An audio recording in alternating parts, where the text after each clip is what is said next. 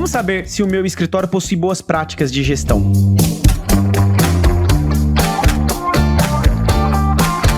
Este é o Juridicast, o seu podcast de marketing jurídico, e eu sou Leandro Ramos. A competição no mercado jurídico é cada vez maior, o que não é nenhuma novidade. Também não deve ser nenhuma surpresa saber que o diferencial de uma banca não é mais construído apenas com uma boa entrega jurídica. Escritórios de todos os portes também se diferenciam pela sua gestão moderna e eficiente. Mas como saber se a minha banca possui uma gestão de vanguarda? Para debater esse assunto aqui comigo, tenho o prazer de receber no Juridicast o Pedro Militão, que é diretor executivo do Fialho Salles Advogados. O Pedro possui uma grande experiência não apenas no mercado jurídico, mas também no mercado de professional services. Pedro, seja muito bem-vindo ao Juridicast. Leandro, o prazer é meu. Obrigado pelo convite. Então, Pedro, para a gente começar a falar aqui de gestão dos escritórios, já vou entrar com um tema que é quente no mundo jurídico, que é o modelo de remuneração das bancas. Hoje a cobrança do cliente em horas é cada vez mais questionada no mercado e, por consequência, tem se reduzido bastante. E aí, a pergunta que eu tenho é, se o escritório não cobra mais por hora, isso significa que o escritório e o advogado não devem mais fazer timesheet? Não, de forma alguma. O mercado jurídico, por muito tempo, ele foi um mercado onde o vendedor, ou seja, o advogado, ele ditava o preço e a forma de cobrança, Então, perfeito. Quando isso acontece, isso significa que o mercado é um mercado seller. Ele tem o domínio,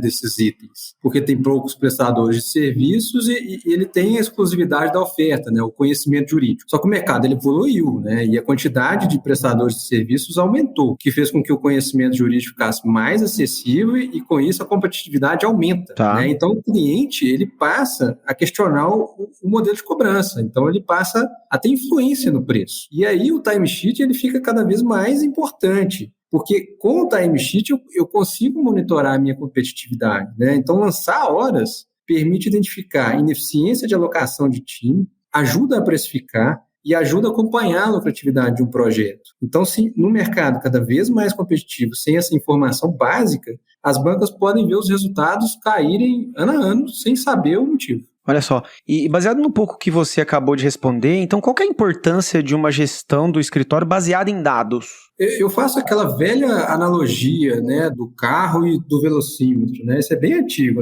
Como pilotar o carro sem saber velocidade, sem saber gasolina, sem saber se a temperatura está controlada ou não. Então, o escritório de advocacia, que não monitora seus principais indicadores, ele pode estar perdendo competitividade, Então, eu dou um exemplo aqui, Hoje eu sei o caminho da minha hora. Eu sei se essa hora foi perdida, se essa hora não foi cobrada, se ela ainda será cobrada. Então, eu sei qual é o percentual de cada 8 horas trabalhadas, quanto que geralmente isso vira de receita. Isso, no mercado competitivo, é super valioso. E, Pedro, isso ainda não é muito intuitivo para muitos escritórios, E, nesse sentido, por onde começar essa gestão baseada em dados? Eu vejo que o lugar número 1 é o financeiro. Eu não tenho dúvida do financeiro. Pode parecer, assim, meio básico, que eu vou falar aqui, mas eu prefiro pecar, mas parece básico, mas não é tão assim. Então, eu vou dar alguns exemplos, Alguns escritórios, não é incomum escritórios não saberem quanto cobrar dos seus clientes, quando cobrar e como cobrar. Olha só.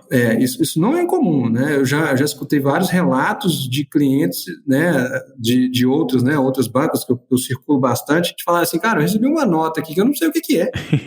Liga lá no escritório, pergunta o que aconteceu, assim, aí só para procurar, isso aí foi o trabalho tal. Então, assim, esse é um dos motivos, assim, de maior estresse na relação entre cliente e advogado.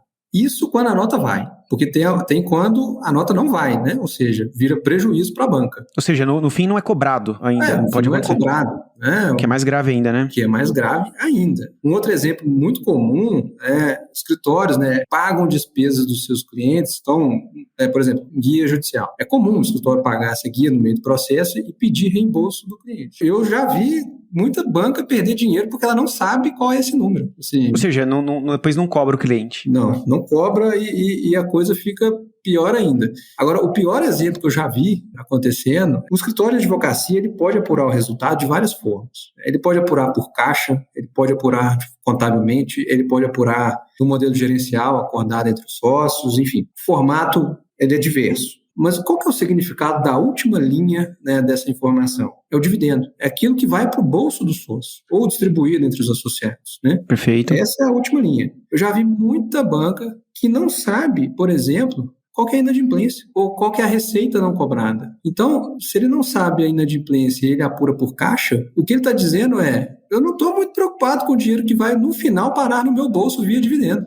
Eu acho esse o pior. Então, assim, a gestão financeira, acho que é o primeiro caminho, né? Porque, acho que o velho ditado, né? Dinheiro não aceita desaforo. Então, se houver uma boa gestão disso, as outras coisas caminham um pouco mais naturalmente. E aí, Leandro, eu fico com receio das pessoas acharem que a gente está falando de escritório pequeno, né? Então, eu fiz uma pesquisa rápida, né? No ano passado, com a pandemia, e as pessoas, esse dado, basta pesquisar isso também, vários escritórios ingleses de grande porte, de muito grande porte, eles não tinham caixa para pagar um mês das suas despesas. Então, eles cortaram dividendos de sócio com medo do que seria a pandemia. Então, é um exemplo do que eu comecei falando de básico, mas que tem impactos bem relevantes na condução da banca. Né? E, Pedro, para fazer essa gestão baseada em dados, né, você falou muito do financeiro, é preciso de algum expertise dentro da banca para começar a praticar esse modelo de gestão? Eu acho assim, são dois tipos de conhecimento, né? A gente tem que ter uma mistura de habilidades, né? Uma que é a inteligência empresarial, né? A pessoa saber de finanças, negócios, marketing, pessoas. E o outro, né, outra habilidade, outro conhecimento é entender de dados, de mineração de dados, onde é que esses dados estão, como é que eles estão estruturados, como é que eles podem ser captados. E aí, avançando um pouco mais, entender hoje o termo que se usa, né, RPA, né, automação de processos, né, existem aplicativos que fazem isso, que extraem automaticamente dados diante de uma rotina programada, isso hoje é mais simples. Então, essas habilidades são as que eu vejo de mais importantes nessa missão. E, curiosamente, né, quando unem as duas coisas, a gente está chamando isso aqui de Business Intelligence, nada mais é do que a definição de Business Intelligence, ou seja, Sim. BI, né? E falando de Business Intelligence, a gente teria algum software que basicamente é mandatório para fazer isso, sei lá, um Power BI,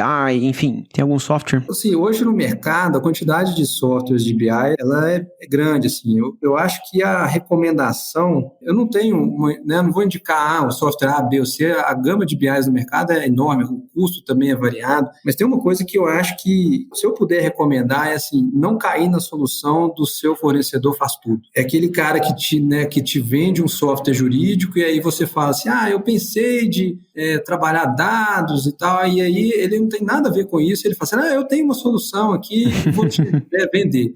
Não cai nessa, não, assim. Isso talvez tenha sido um pouco o começo da minha história, né? Nessa empreitada. O que aconteceu, né? 2 anos atrás, eu pedi uma visão em Power BI, e aí eu escolhi Power BI, não foi por gosto, não, foi por um conceito e estratégia de plataforma, né? A minha plataforma hoje é toda da Microsoft. Na época poderia ser outra. O Google tem o seu BI, né? Existem outros que... Então, esse não é o ponto, né? Então eu falei assim, eu queria ter uma visão do meu fluxo de caixa, né, em BI, né? Pedir isso para o meu fornecedor, e o cara, né, tem acesso ao banco de dados, ele domina, sabe onde é que está o dado, etc. E convenhamos, né? Fluxo de caixa é mais ou menos, né? Não tem nenhuma conta super complexa. E aí a entrega ficou muito aquém daquilo que eu né, ficou tudo errado, nada batia com nada e tal. E aí eu falei assim, quer saber, eu vou tentar entender isso aqui. Então eu mergulhei nesse aprendizado de BI e eu acho que aí eu consegui unir essa visão empresarial com expertise de dados, né? E aí é o que eu falo, o valor não está na ferramenta, o valor está em conseguir unir essas coisas, né? Unir essas duas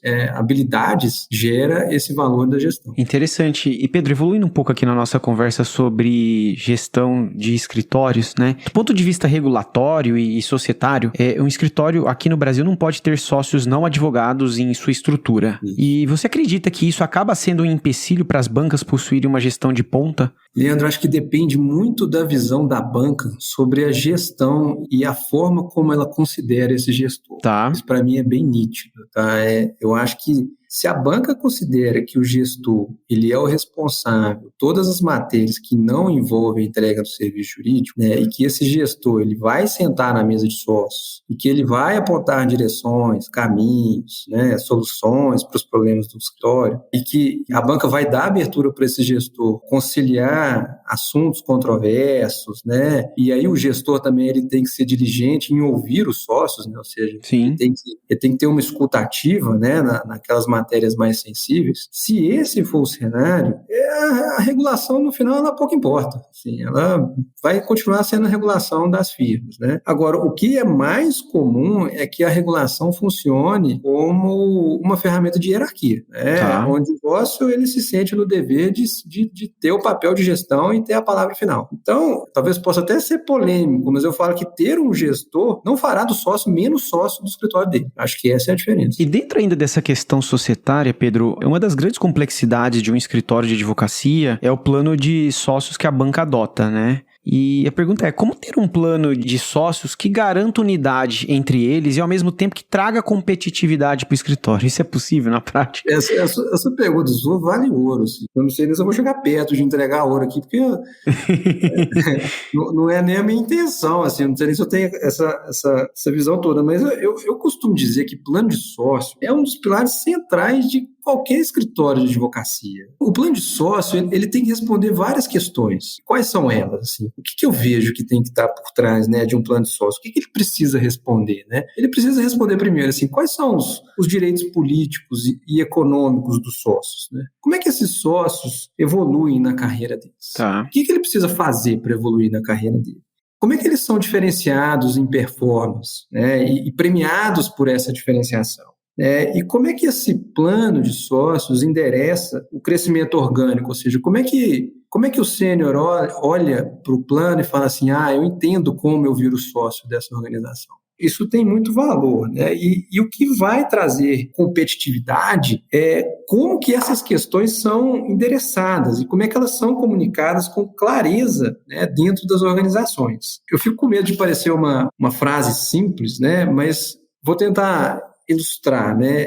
A banca ela pode trabalhar esses itens de uma maneira que ela gere entre os sócios comportamentos perversos, né? Reduzindo a confiança interna da organização. Então, talvez, né, isso é conhecido no mercado, né? Com bancas que tenham um modelo hit what you kill, geralmente elas têm um ambiente um pouco mais conturbado. Então, eu vejo vários sócios insatisfeitos em suas bancas, muito mais por conta do ambiente do que por conta da remuneração, ou da sua evolução de carreira. E seguindo uma linha contrária, talvez pegue um pouco a questão de competitividade, quando os sócios dividem uma parcela do resultado, e aí a palavra parcela é bem importante, porque eu não posso desprezar o indivíduo, né? Eu preciso reconhecer a performance individual também. Então, quando isso acontece, o sentimento de sociedade ele aumenta e, consequentemente, o ambiente da banca melhora e o nível de confiança da banca também é alto. Então, ele tende a ser mais colaborativo, né? Tende a ser mais colaborativo e tende a ser mais transparente também as relações. E os negócios tendem a fluir mais, né? Eu falo que uma questão que é super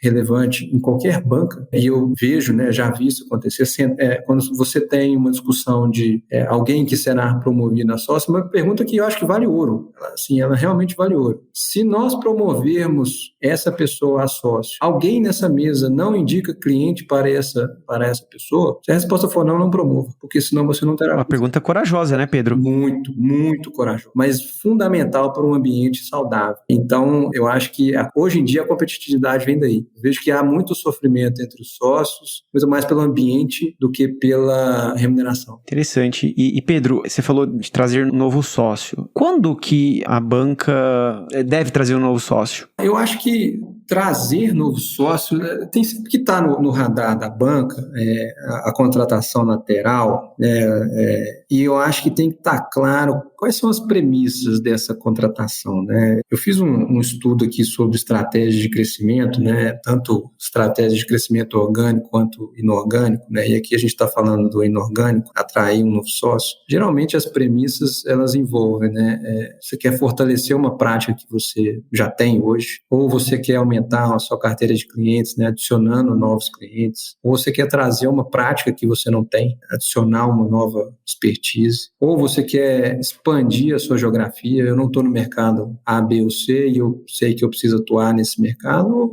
você quer sair, você quer repor, na verdade, a saída de um sócio. ter as premissas claras ajuda a alinhar as expectativas. Perfeito. E aí, nesse estudo, eu fiz um levantamento de dados aqui, na época, que é assim, e aí esses dados geralmente estão disponíveis no mercado americano, né? No mercado americano, nesse estudo que eu levantei, 38% das contratações laterais performam como esperado, ou seja, 62% das contratações laterais, elas têm uma performance de negócios abaixo daquilo que se espera. Olha só. Então, isso é relevante. Então, Sim. por isso que se a premissa for adicionar novas práticas na contratação, isso tem que ser alinhado em termos de expectativa. Porque tem um risco, né? Tem um risco, né? E se a expectativa não estiver alinhada, os problemas começam a acontecer. E aí vai para o segundo dado que é importante, que é a retenção de um sócio lateral, ela cai para 60% após 5 anos. E o que faz, né, os principais fatores de saída, né? O que faz esse sócio sair? Cultura, o cara não se adapta na cultura, ou o contrário,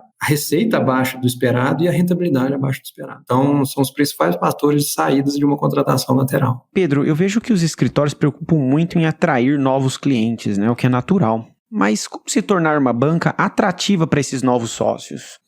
Acho que um pouquinho do que eu falei agora há pouco, assim, eu acho que quando a gente tem um plano de sócios que mostre para o novo sócio que ele será recompensado pelo resultado que ele gerar e que ao mesmo tempo mostre que na sociedade há uma parcela do resultado que é compartilhada e os critérios são transparentes, né, ou seja, ele sabe o que precisa acontecer para isso, isso gera um sentimento de sociedade enorme. E além disso, eu acho que a parte de negócios, né?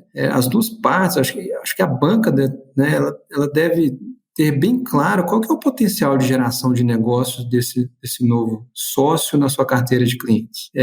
Então, porque aí você consegue atrair, dando para esse novo sócio, o potencial de gerar negócio por ele mesmo. Então, as coisas se casam ali.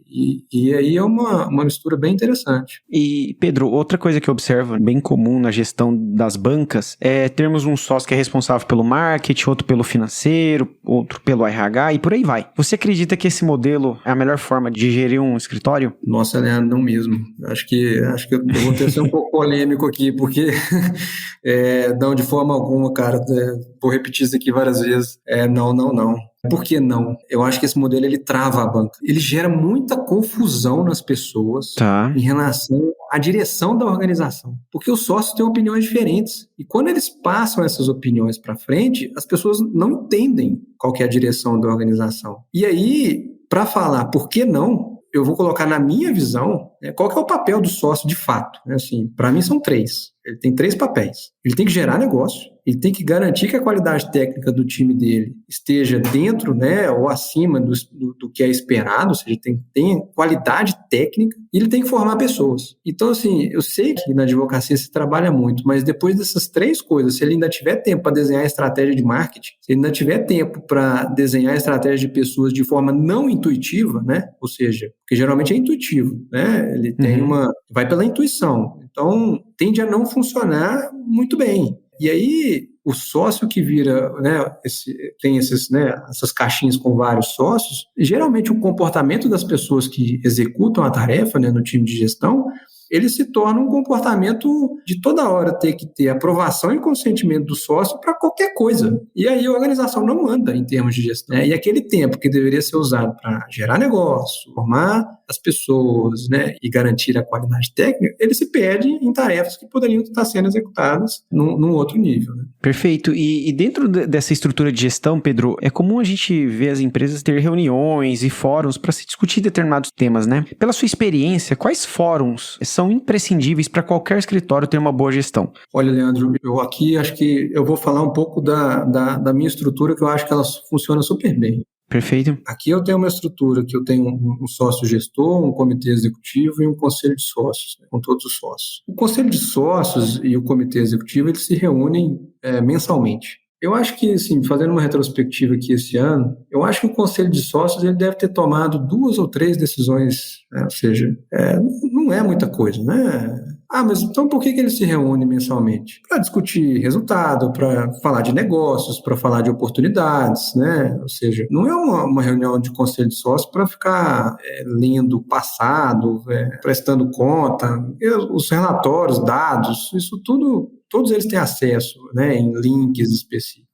Já o comitê executivo, não. Fazendo um paralelo, eu acho que o comitê executivo ele se parece muito mais como uma diretoria de qualquer empresa. Assim. Ok. Meu papel é levar para o comitê os temas de gestão, discutir com o comitê, né, os caminhos e as soluções que eu imaginei, né, e dentro disso a gente tem uma dinâmica mais ágil, né, e mesmo assim os temas que chegam são sempre temas que precisam ter relevância, né, eu não posso, hoje eu tenho uma estrutura de comitê com 4 sócios, posso parar essa estrutura de comitê com assuntos com baixa relevância, né? Então, eu tenho que ter autonomia para resolver isso. Então, são estruturas mais ágeis, né? E aí o que funciona bem também, a gente tem um direcionamento, né, de escritório, existe um planejamento estratégico. E aí dentro disso a gente consegue filtrar muita coisa e ter autonomia para fazer muitas coisas.